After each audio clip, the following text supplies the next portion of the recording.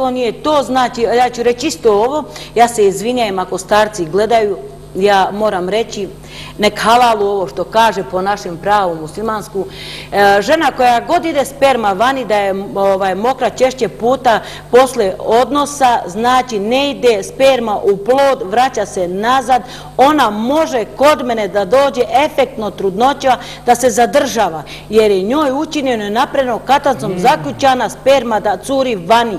I uvijek mora da bude ona... Ne mora da ostane trudna. Ne. Sve što ide plod iz čoveka i žene izlazi kao česma vani.